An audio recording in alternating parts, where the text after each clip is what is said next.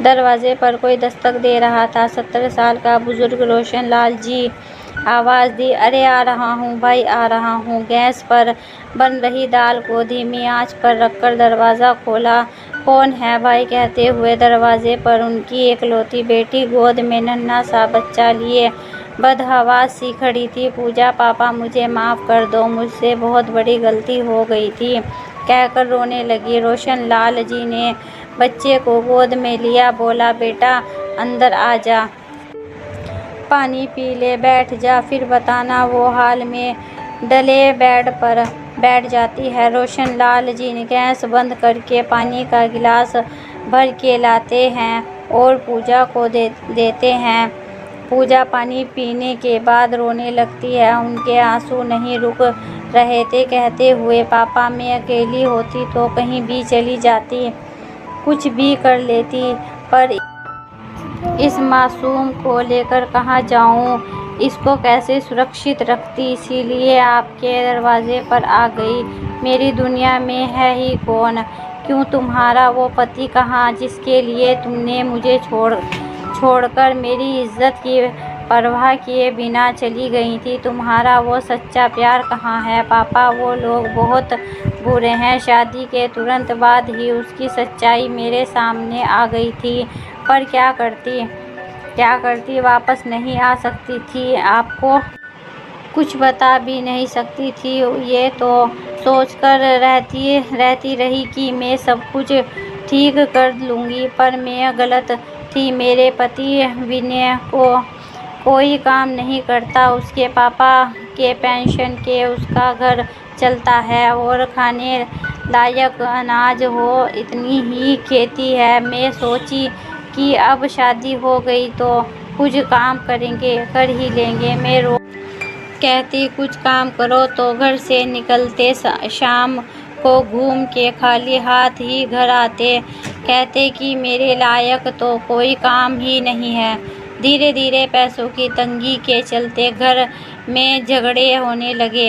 एक पेंशन पर और इतने लोग कैसे चलता? उनकी मम्मी मुझे रोज ताने मारती कि तेरा पति कमा नहीं रहा है, मेरे पति की कमाई से घर चल रहा है, बताओ इसमें मेरी क्या गलती है? उन्होंने ही अपने बेटे को इस लायक नहीं बनाया, तो मैं क्या करती? मैं उनसे कुछ कहती तो विनय मुझसे बहुत मारता।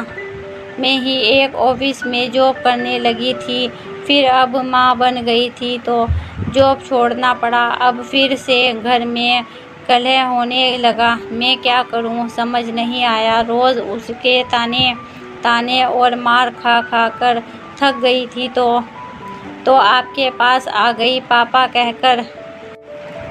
पूजा जोर जोर से रोने लगी। चुप हो जा बेटा, चुप हो जा। रोशन लाल जी का गला भरा आया। वो बोले, मुझे पता था कि वो सही लड़का नहीं है। मैं उसके और उसके घर के बारे में सब कुछ पता कर लिया था। मैंने तुम्हें बहुत समझाया, पर तुम उसके प्यार में अंधी हो चुकी थी। मेरी मर्जी के खिलाफ शादी कर ली। एक बदनसीब पिता क्या करता, बस दुआ ही करता रहा कि अब जो भी है भगवान मेरी बच्ची को सदा खुश रखना।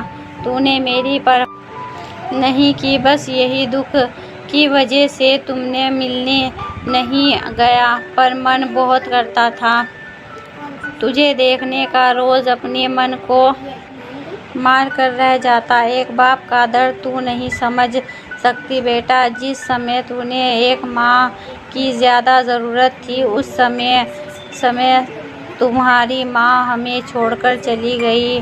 कैसे तुझे संभाला ये मैं ही जानता हूँ, और शायद नहीं संभाल पाया तभी तुम्हारे जीवन में ये सब हो गया। नहीं पापा, इससे आपकी गलती नहीं है। कोई बात नहीं बेटा, शहर का घर तो तुम्हारे भाई भाभी का है। ये घर और कुछ ज़मीन तुम्हारे नाम कर देता हूँ। वैसे भी यहाँ अकेला ही रहता हूँ, शहर में मेरा मन नहीं लगता। तो अब दोनों बाप बेटे बेटी रहेंगे, तू चिंता ना कर, तेरा पापा अभी जिंदा है पापा कहकर पूजा अपने पापा के गले लगकर रोती है तो रोशनलाल जी भी अपने आंसू नहीं रोक सके। दोनों बाप बेटी एक दूसरे से लिपटकर रोने लगे। पर अब पूजा को एक आश्रम मिल गया था। अगर आपको हमारी कहानी पसंद आई हो तो लाइक कीजिए, शेयर कीजिए, सब्सक्राइब कीजिए ऐसी ही दूसरी कहानी के लिए और हमारी सपोर्ट कीजिए।